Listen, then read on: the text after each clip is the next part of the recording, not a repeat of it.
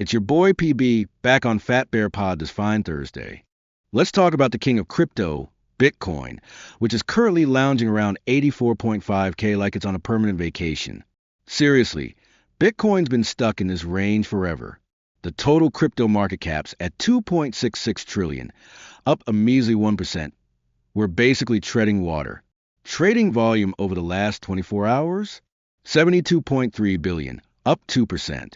Bitcoin's dominance is flexing at 63%, and the fear and greed index is chilling at a fearful 30.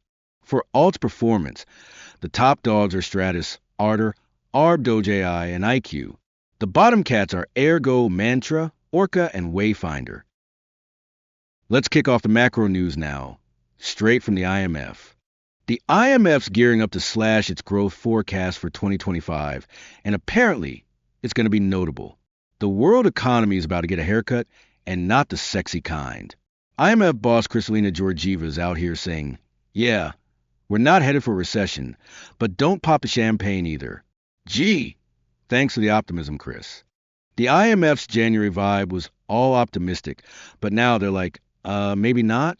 They're expecting a small downward correction in their next world economic outlook, dropping soon at their spring meetings. Despite the tariff drama, the IMF says no global recessions on the horizon. So we're stuck in this weird limbo, gross mediocre but not apocalyptic. Georgieva is also moaning about high debt levels from the COVID era, saying countries are too broke to handle new shocks. Now let's grab your coffee as we dive into the crypto news. JPMorgan's analysts, led by some suit named Nikolaos Panagurtsoglou, are out here saying Bitcoin's failing its digital gold audition worse than a meme coin pitch on Shark Tank. While gold's soaking up safe haven flows like a shiny sponge, Bitcoin's just sitting there doing nothing. Gold ETFs and futures are seeing big inflows, $21.1 billion in Q1, with China and Hong Kong alone tossing in $2.3 billion. Meanwhile, Bitcoin's been bleeding for 3 months straight, with ETF outflows and futures interest flatter than my Doge bag. JPMorgan's pegging Bitcoin's production cost at 62K as a key support level. So, if BTC dips below that, expect miners to start rage selling like they're liquidating a leverage long. Right now, Bitcoin's not exactly screaming safe haven when gold's hitting $3,100 an ounce and pulling $9 trillion in allocations.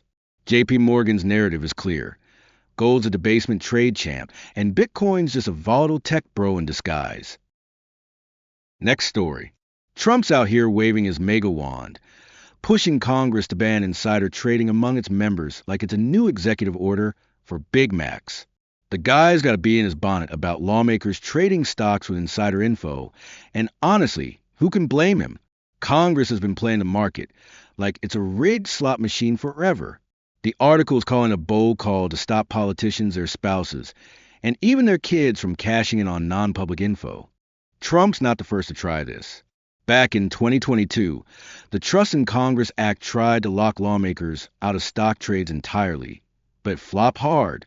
Now, in 2025, Trump's tariff whiplash, remember that great time to buy posts before his 90-day tariff pause, has Democrats like Elizabeth Warren and Chuck Schumer screaming market manipulation. They're begging the SEC to probe whether Trump and his cronies were front-running the market.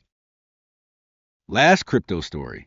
The WazirX hack from July 2024. Yep, that $235 million disaster blamed on North Korea's Lazarus Group has left investors high and dry, and India's legal system is basically shrugging like it's out of jurisdiction. Picture this.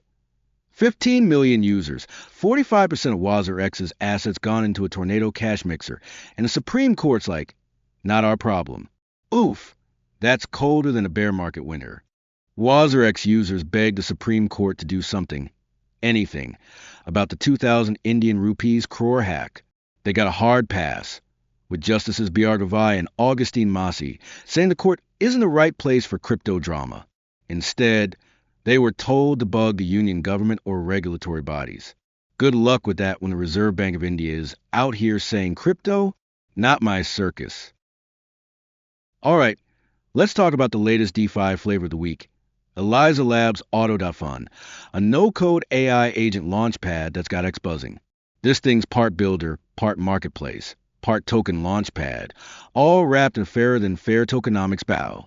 Sounds like the kind of promise you'd hear from a yield farm before it rugs. But let's give it a spin. Auto.Fun lets anyone, yes, even your grandma who still uses AOL, create AI agents that do stuff like yield farming, shitposting on X, or trading tokens, all without touching a line of code.